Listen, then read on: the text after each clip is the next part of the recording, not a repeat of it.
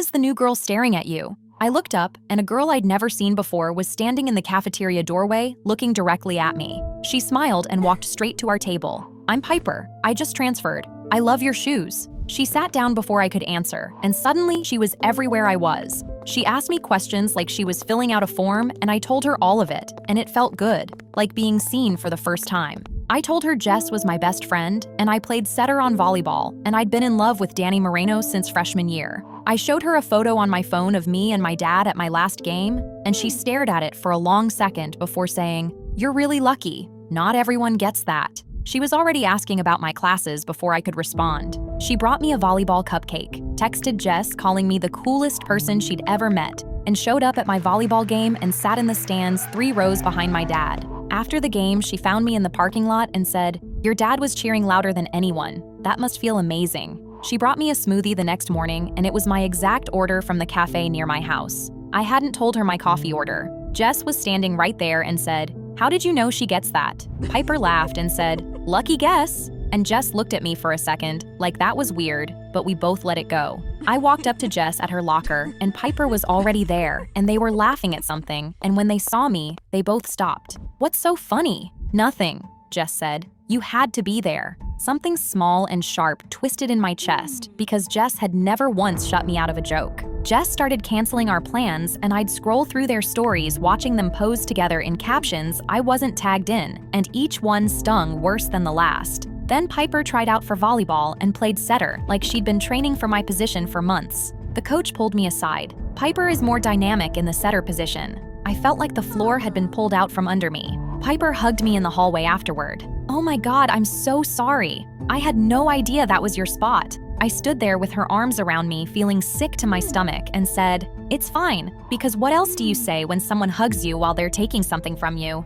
I walked into a party wearing my green top that I'd told Piper about, and my stomach dropped to the floor. Piper was on the couch next to Danny wearing my exact shirt. Same brand, same color, same cut. She was leaning into him, and he was looking at her the way I'd spent 2 years waiting for him to look at me. Something inside my chest closed like a fist, and I stood against the wall all night holding a cup I never drank from. Danny came over to get a drink, and I asked how he and Piper started talking. He shrugged and said, "She just knew stuff about me. Like she knew I was into cars and that I want to go to state and that my dog just died. I don't even know how she knew about the dog. I knew exactly how, because I told her all of it." My phone buzzed in second period with a screenshot from a girl on the volleyball team. "Did you actually send this?" A text from my number calling the entire team talentless. I stared at it, and my blood ran cold. I had never written those words. Then Jess's name with a screenshot calling her desperate. Danny's name with a text saying I only liked him because I felt sorry for him. My phone kept buzzing, and each notification felt like a punch because by the time I could start explaining, the entire school had already seen every screenshot. I found Piper between classes and grabbed her arm. "I know you did this." Her face transformed in half a second. Her eyes filled with tears, and she turned to the hallway and said in a shaking voice, "I thought we were friends. What did I ever do to you?" A girl shoved herself between us, and someone behind me pulled out their phone and started recording. I stood there with my hand in the air, watching Piper walk away, sobbing into Jess's shoulder while the hallway stared at me. I have never felt more humiliated in my life. I scrolled through my feed, and every other post was a screenshot of my face with captions like, "Imagine bullying the new girl." And someone had turned me into a meme, and my hands were shaking so hard I dropped my phone. Jess called me and didn't say hello. I can't be friends with someone this toxic. She is stealing my life, Jess. She asked me every detail about myself, and then she took every item on it. Nobody is stealing anything. Piper is just better at things than you. She's a better volleyball player, she's a better friend, and Danny likes her more than he ever liked you. That's not theft, that's life. Don't call me again. I sat on my bed after she hung up, and I felt like someone had reached inside my chest and ripped something out. Every friend I'd had since middle school stopped talking to me. Girls I'd known since 5th grade looked at their phones when I walked past. My lab partner asked the teacher to switch groups. I had never felt so alone in a room full of people in my entire life. A girl from my math class stopped me in the hall and said, "This is probably nothing, but Piper asked me about you on her first day. Like before she even talked to you. She wanted to know who your friends were and where you sat at lunch." I stared at her. before we met? Yeah, I figured she was just trying to figure out the school, but now with all this stuff happening, I thought you should know. She walked away before anyone saw her talking to me. Piper started dating Danny and posted a photo of them holding hands with a caption about finding her person, and my stomach turned because I could see my locker in the background. I saw them at his car after school, and Piper opened her eyes in the middle of kissing him and looked directly at me over his shoulder and winked. My whole body went hot and then cold because that wink told me everything. She told the coach I'd been bullying her, and the coach pulled me aside. I'm benching you until this gets resolved. She's lying. Multiple girls confirmed it. I sat on the bench for 3 games watching Piper play my position. At the last one, she made a save that brought the gym to its feet, and Danny jumped up screaming, and Jess was next to him wearing a shirt that said Piper in marker, and my dad was in his usual spot in the stands clapping for a girl he barely knew, while his actual daughter sat on the bench in a uniform she wasn't allowed to use, and I had to dig my nails into my palms to keep from crying. Then Piper started coming to my house. She told Danny my parents had invited her to dinner and they were too polite to say she hadn't been invited, so my mom set an extra plate. She sat at our kitchen table and complimented my mom's cooking and asked my dad about his job and laughed at his jokes, and he said, "Why can't you bring around friends like this more often?" I sat across from her watching my own father beam at the girl who was destroying my life, and I felt something dark and heavy settle in my stomach. She came back twice more. She brought flowers for my mom. The second time, she walked straight to the bathroom without asking where it was. My mom looked at me. I looked at my mom. Neither of us said anything. She asked to see old photo albums, and I didn't know how to say no without looking crazy. So my mom pulled them out, and Piper sat on the couch flipping through pages of my childhood with an expression I couldn't read. She stopped on a photo of me at age 3 sitting on my dad's shoulders at the beach, and her fingers pressed into the page, and she stared at it for so long, the room got quiet. "Must be nice," she said, "growing up like this." She said it with a smile, but her eyes were flat and cold, and something about the way she was looking at my father in that photo made the hair on my arms stand up.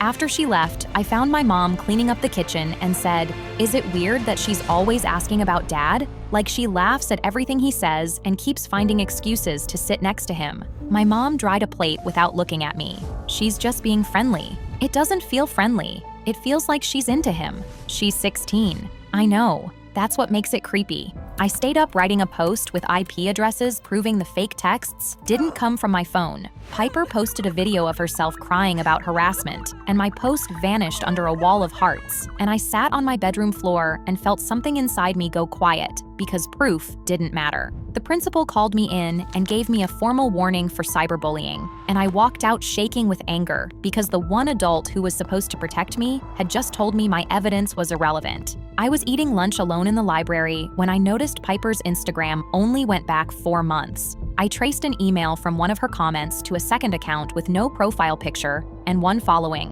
which was mine. I opened it and my hands went cold. The account had been following me for 4 years, with every photo I'd ever posted saved. But the folder with the most screenshots wasn't my friends or my parties. It was every photo I'd ever posted of my dad. My dad in the stands at games. My dad helping me with my serve. My dad and me at Christmas. Dozens of photos of a man she had never met. My skin was crawling because I had been right about her and my dad, and this was so much worse than I thought. She hadn't just been flirting with him at dinner, she had been obsessed with him for 4 years. I showed Jess the account, and she looked at my phone for 5 seconds. "You made a fake account to frame her." I showed Danny, and he pushed my hand away. "Piper told me you'd do exactly this." He walked away, and I felt something crack inside me because she had told every person exactly what I was going to do before I did it. Becca from English found me in the library. "I don't think you sent those texts. The language didn't sound like you." "I didn't send them. She faked all of it." "I believe you, but she's telling everyone that anyone who talks to you is next." "I just can't." She left, and I felt the last flame of hope go out because even the one person who believed me was too scared to help. Piper bumped me in the hallway, and while picking up my books, she whispered, "Nobody is ever going to believe you. I took your friends, your team, your crush, your reputation, and you have no idea what I'm actually here for. You have no idea what you have that should have been mine."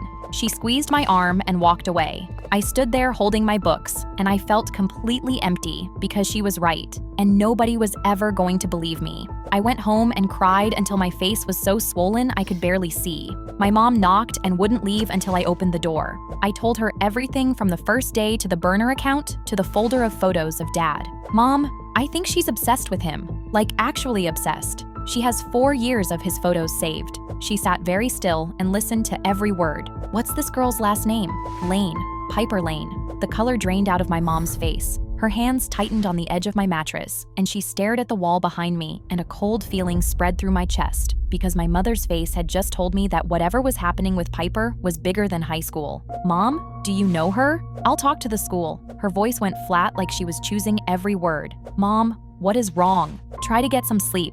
She left my room and I pressed my ear to the door and heard her on the phone speaking too quietly for me to make out a single word. It open and a chemical smell hit me so hard my eyes started watering and my throat clenched shut and I could smell gasoline everywhere. I pulled my shirt over my nose and my heart was hammering because gasoline in a house means one thing. The carpet was dark and wet. The couch cushions were soaked through. The curtains were dripping. Piper was standing in the middle of the living room holding a lighter in her right hand and staring at our family photos on the wall with a face I had never seen on her before, completely still. No tears, no performance, no audience to play to.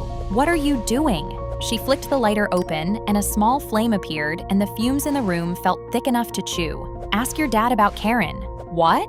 Ask him about Karen Lane. Ask him about the daughter he left in a studio apartment with a mother who couldn't keep the lights on while he came home every night to this. She swept the lighter across the room at the photos and the furniture. I don't know what you're talking about. He had a whole other family before your mom. He had my mom and he had me. And when your mom got pregnant, he decided he liked that version better. So he packed a bag and walked out our front door and never came back.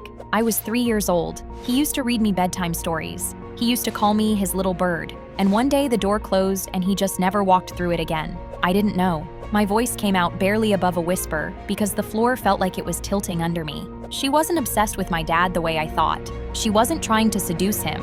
She was his daughter. The dinner visits, the photo album, the way she pressed her fingers into that picture at the beach, the burner account full of his photos. She hadn't been stalking a stranger. She had been watching her own father raise someone else. I know you didn't know. You didn't know I existed, and I spent my entire childhood watching you exist online. Your birthday parties and your volleyball games and your dad in the stands cheering for the daughter he chose. I sat at your kitchen table and watched him laugh and tell stories, and he didn't even recognize me. His own daughter was sitting 3 feet away from him eating his wife's cooking, and he looked right through me like I was nobody. I watched you get a car on your 16th birthday while my mom worked double shifts and I ate cereal for dinner. I watched you complain about your parents being annoying, and I wanted to reach through the screen and scream because at least you had them, both of them, in the same house, loving you. The fumes were making my eyes stream and my throat close. I edged sideways toward the front door, and Piper stepped to cut me off with the lighter flame dancing between us. So, you came here to take everything from me because my dad left you. He gave you everything and he gave me nothing, and nobody was ever going to make that fair. So I made it fair myself. I took your friends, I took your spot on the team, I took the boy you loved, I took your reputation. I sat at your dinner table and made your dad like me more in 3 visits than he liked me in 13 years of being his actual daughter. I took everything you told me about your life and I used it like a checklist, and now I'm going to take this house too. And then what? You burn it down and go to prison, and you still don't have a dad. At least you won't have one either. She threw the lighter. I watched it arc through the air toward the soaked carpet, and pure terror shot through me, and I launched myself at her before it landed, and we crashed into the gasoline-soaked floor together. The lighter bounced off the hardwood and skidded across the room and hit the baseboard, and the flame flickered and went out. Piper was screaming and clawing at my face, and I got on top of her and pinned her arms against the floor while gasoline soaked through my shirt and jeans. She ripped a hand free and dragged her nails across my cheek hard enough that I felt skin tear, and I grabbed her wrist and slammed it back down. Let go of me! He left us! He left us! And you got everything! I dragged her across the floor toward the front door because even after everything she had done, I was not leaving her in a house full of gasoline. She fought me every inch of the way, kicking and biting and screaming, and I got the door open and pulled her through it, and we crashed off the porch onto the lawn. I pinned her down in the wet grass and held her there while she sobbed so hard her whole body convulsed under me. Porch lights came on up and down the street, and a neighbor ran toward us with a phone pressed to her ear. My dad's car pulled into the driveway. The headlights swept across the lawn and lit up the 2 of us on the grass, covered in gasoline. He got out slowly and looked at me, and then looked at Piper, and his whole body went stiff. Who's Karen? His face collapsed, and it wasn't confusion, and it wasn't surprise. It was guilt. And looking at that guilt on his face, I felt a rage build inside me that was bigger than anything Piper had ever made me feel because my dad had known about this girl my entire life and he had never said a word. I can explain. Can you explain why a girl I've never met showed up at my school and destroyed my entire life because you left her when she was 3? It's complicated. It's not complicated. You had a daughter and you left her and she spent her whole childhood watching me online because you gave me everything you were supposed to give her. Every birthday, every volleyball game, every Christmas morning she spent alone eating cereal while we opened presents. That was you. She sat at our dinner table, and you told her she was the kind of friend I should have, and you didn't even recognize your own child. And then she showed up at my school and took everything I had because she thought it should have been hers. And honestly, she's not wrong. Piper was on the ground, sobbing so hard her whole body was shaking and her face was pressed into the grass. My dad looked down at her and his mouth opened and closed and his eyes went wet, and watching him look at her like that made my chest ache because he was seeing his daughter for the first time in 13 years, and it had taken a gasoline fire to make it happen. The cops came and 2 officers walked across the lawn and pulled Piper up off the grass and put her in handcuffs, and she screamed the whole way to the car, and I stood there watching, and I didn't feel relief or satisfaction or anything close to it. I just felt tired. My dad stood in the driveway with his arms hanging at his sides and didn't say a single word. The firefighters told us the whole first floor would have gone up in seconds if that lighter had landed on the carpet instead of the hardwood. My mom pulled in behind the fire truck and saw the firefighters and the cops and my dad standing alone by his car, and she looked at him and he looked at her, and neither of them said a word. "How long have you known?" I asked her. She closed her eyes. "Since before you were born, and you never told me. I thought he made his choice, and it was done." "She's 16, Mom. She grew up eating cereal for dinner while we had family movie night. It was never done." She pulled me into a hug and held on tight, and I could feel her whole body shaking against mine. I visited Piper at a juvenile facility on the other side of town. She was sitting across a metal table in a gray sweatshirt with her hair pulled back and no makeup, and she looked like a completely different person. Smaller and younger, without the armor she'd built around herself. Looking at her sitting there, I didn't feel the anger I expected to feel. I felt sad for both of us. "I'm not here to forgive you," I said. "I'm here because nobody from the family that got everything has ever said this to you, and someone should. You deserved better than what he did to you. You deserved a dad who stayed." She sat there looking at me with red eyes, and she didn't say a word, but she didn't look away.